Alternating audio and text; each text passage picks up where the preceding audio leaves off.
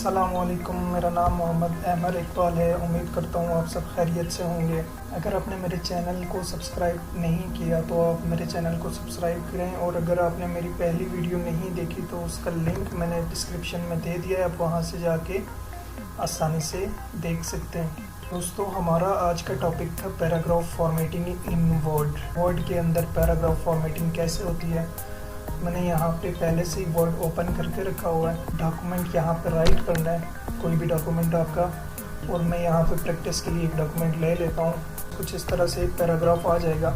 तो चलते हैं, हम इसकी आज फॉर्मेटिंग करते हैं कंप्लीट। तो दोस्तों, सबसे पहले हम यहाँ पे देखते हैं बुलेट्स। ये बुलेट्स क्या होते हैं आपको सामने नज़र आ रहे होंगे, तो मैं यहाँ पे आपको लगा के दिखाता हूँ। अगर आपने मतलब किसी भी आपके सेंटेंस के पीछे आपने बुलेट लगाना है, जैसे सबसे पहले आपने इसको सिलेक्ट कर लेना है, कोई भी बुलेट ऐड कर देना है। बाद दोस्तों नंबर आता है नंबरिंग का, कि आप अपने पैराग्राफ को नंबर देना चाहते हैं। कंट्रोल ए करके पूरा सिलेक्ट करूँगा और यहाँ पे मैं इसको नंबर दूँगा। जैसे मैंने 1 2 3 ABC और कुछ भी यहाँ पे ये नंबर दे देता हूँ मैं। ये आपके सामने ये नंबर शो हो गए। उसके बाद दोस्तों नंबर है डी लेवल लिस्ट। आप यहाँ से अपने पैराग्राफ को कोई भी लिस्ट देना चाहते हैं। करंट लिस्ट मेरी ये वाली है, ठीक है। और आप अगर यहाँ पे इसको 1A1 इस तरह से देना चाहते हैं तो ये कुछ इस तरह से 1 2 3 4 5 आ जाएगा, ठीक है दोस्तों। उसके बाद नंबर आता है लाइन लेफ्ट।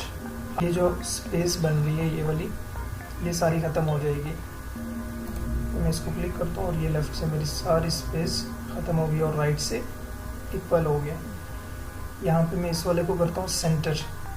तो आप यहाँ से इसको Ctrl+E भी कर सकते हैं, और मैं यहाँ से इसको करता हूँ तो ये देखें कुछ इस तरह से राइट से भी स्पेस आ गई मेरे पैराग्राफ में और लेफ़्ट से भी स्पेस आ गई। अगर आपने इसको राइट से फिलअप करना है और लेफ़्ट से इसको स्पेस देनी है तो यहाँ पे आप इस वाले ऑप्शन को करें अलाइन राइट, Ctrl+R, इसको क्लिक करेंगे तो ये आपकी जो राइट वाली साइड पे स्पेस थी वो ख़त्म हो गई है।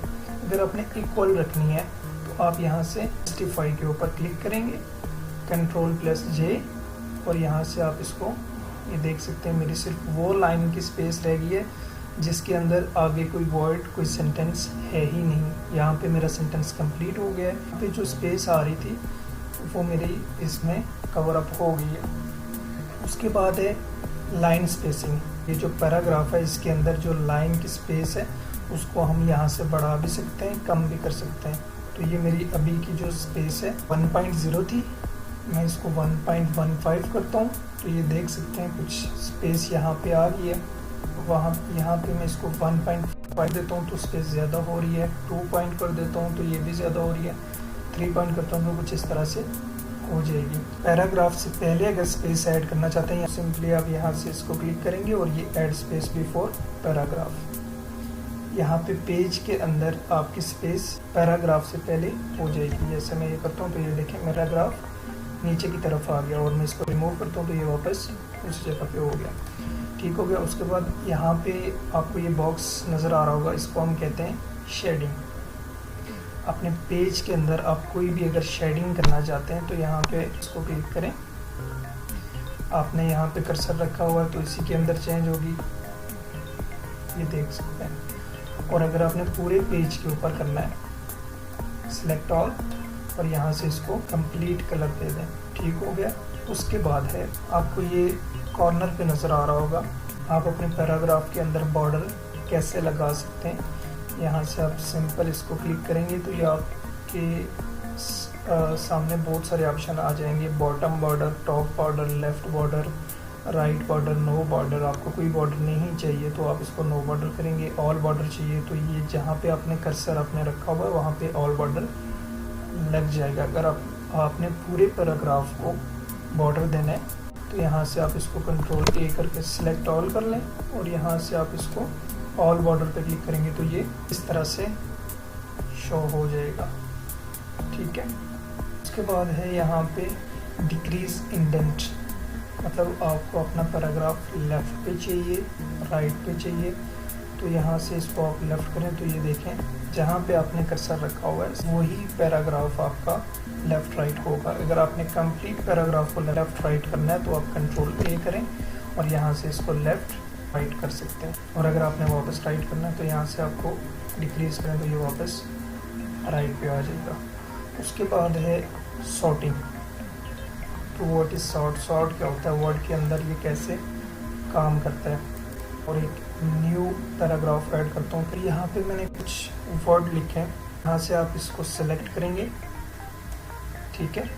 यहाँ पे आप जाएंगे, लिखा हुआ है पैराग्राफ, हेडिंग कोई भी है, आपकी हेडिंग है, आपने उसको करना है तो वो भी कर सकते हैं। फील्ड मतलब आपका कोई टेबल है या कोई और चीज़ है उसको करना चाहते हैं तो वो भी कर सकते हैं। फिर यहाँ पे आपको दूसरा ऑप्शन नज़र आ रहा होगा टाइप के अंदर आप यहाँ पे क्लिक करेंगे तो हमारा जो है वो है टेक्स्ट।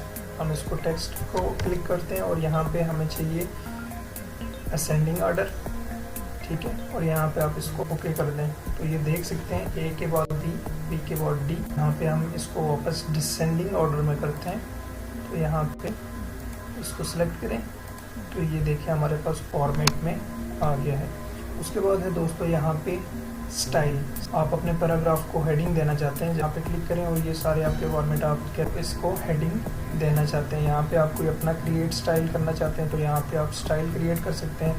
आपने फॉर्मेट को क्लियर करना है तो यहाँ पे क्लियर फॉर्मेट है, वो भी कर सकते हैं। अगर आपने अभी तक मेरे चैनल को सब्सक्राइब नहीं किया तो मेरे चैनल को लाजमी सब्सक्राइब करें, लाइक करें, कमेंट करें और शेयर भी करें। अपनी दुआओं में याद रखिएगा। अल्लाह हाफिज़।